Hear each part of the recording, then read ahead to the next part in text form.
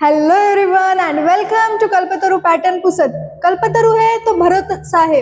म्हणूनच आजच्या सेशन मध्ये आपण एक छोटासा कन्सेप्ट पाहणार आहोत नर्व सेल बद्दलचा. नर्व सेल नेमके काय असतात? जसं एखादी आपण बिल्डिंग पाहतो, बिल्डिंग मध्ये त्या बिल्डिंगचं सगळ्यात मेन असणारं छोट्याशा स्ट्रक्चर पासून जे की त्याच्या फंक्शन साठी मेन असते दॅट इज ब्रिक, तशी त्या बिल्डिंगसाठी ती एक छोटीशी वीट महत्वाची असते. तशीच आपल्या शरीराचे जे कामं आहेत, काहीही कोणतंही छोट्यातलं छोटं काम असो की मोठं काम असो, ते कंप्लीट होण्यासाठी ज्या गोष्टीची आवश्यकता असते ते म्हणजे असतात आपले न्यूरॉन्स. न्यूरॉन्स म्हणजेच नर्व सेल्स. तर ह्यांचं ना आपण एकदम छोट्या ह्याच्यात एकदम शॉर्ट मध्ये याचं स्ट्रक्चर समजून घेऊ. यासाठी 3 गोष्टी महत्वाच्या इथे दिसत आहेत पहा आपल्याला. एक तर आहे सेल बॉडी. ह्या सेल बॉडीला दुसरं एक नाव असतं सायटॉन, आणि ह्या सायटॉन मध्ये असतो न्यूक्लियस.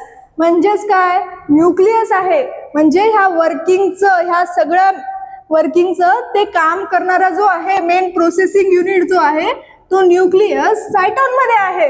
म्हणजेच ह्या सायटॉन मध्ये प्रोसेसिंगचं काम होत असेल, पण ह्या प्रोसेसिंग होण्यासाठी कुठून तरी सिग्नल्स लागतील ना.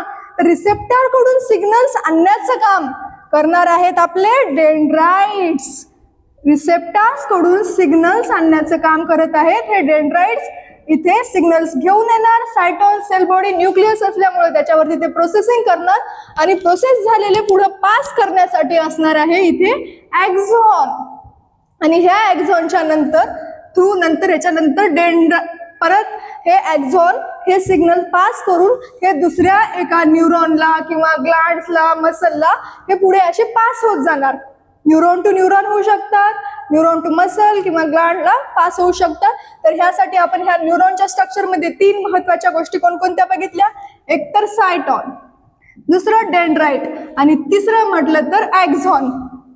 डेंड्राइट्स रिसेप्टर कडून सिग्नल्स घेणार, त्यावर सेल बॉडी प्रोसेसिंग करणार, देन ॲक्झॉन पुढे तो ट्रान्सफर करणार सिग्नल्सला. आणि हे झालं. ह्याच डायग्रामला आपण इथे पाहिलं तर इथे ना डेंड्राइट दिसत आहे, सेल बॉडी दिसत आहे, आणि इथे ॲक्झॉन टर्मिनल्स दिसत आहेत. परंतु आपल्याला इथे एक अशी पिवळ्या कलरची ही दिसत आहे पहा लेयर. ही जी आहे हिला म्हणतो आपण myelin sheath. Myelin sheath secrete करते श्वान सेल्स, आणि ह्या 2 च्या मध्ये जो गॅप आहे 2 मायलिनच्या शीथ त्याला आपण म्हणतो नोड ऑफ रणवीर. ठीक आहे. आता इथे एक लाईन दिलेली आहे जिथे तुम्हाला कन्फ्यूज होऊ शकतं. That is 1 nerve fibre equal to 1 axon. म्हणजे एक नर्व फायबर आहे, तिथे काय असणार आहे? एक ॲक्झॉन. एक ॲक्झॉन म्हणजेच काय? Nerve fibre. हे ॲक्झॉन कसे फायबर लाईक स्ट्रक्चर आहे ना, त्यावरून लक्षात ठेवा. एक ॲक्झॉन म्हटलं तर एक नर्व फायबर. तर असे एक नर्व फायबर म्हणजेच काय? एक ॲक्झॉन झालं. देन अजून तुम्हाला गोष्टी कन्फ्यूज होणाऱ्या आहेत त्या पाहू ह्याच्यामध्ये की नर्व आणि ट्रॅक्ट. ह्यामध्ये खूप जणांना कन्फ्यूज होतं. नर्व म्हणजे काय असतं आणि ट्रॅक्ट म्हणजे काय असतं. तर आपण आता ॲक्झॉन पाहिला. ॲक्झॉन काय? एक फायबर लाईक स्ट्रक्चर. हे इथे पहा, हे पाहिलं ना. तर असं जर फायबर लाईक स्ट्रक्चरचं बंडल पाहिजे आपल्याला, ते बंडल जर सीएनएसच्या आउटसाइड असेल, bundle of axon outside CNS असेल, तर त्याला आपण म्हणू नर्व. तेच ॲक्झॉनचं बंडल जर इनसाइड सीएनएस असेल तर त्याला आपण म्हणू ट्रॅक्ट. झालं क्लिअर? अजून एक छोटंसं कन्फ्युजन असतं गॅंग्लियॉन आणि न्यूक्लियस मध्ये. तर सायटॉन पाहिलं. सायटॉन म्हणजे काय? सेल बॉडी ज्यामध्ये न्यूक्लियस होता प्रोसेसिंग युनिट. तर हे कलेक्शन ऑफ सायटॉन, सायटॉनचं कलेक्शन कुठे? Outside CNS.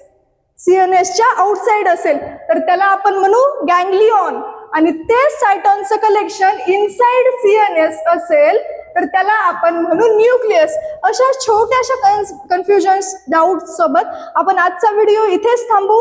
अशाच चांगल्या कन्सेप्टसाठी तुम्ही आमच्या चॅनलला सबस्क्राईब करा. Thank you so much.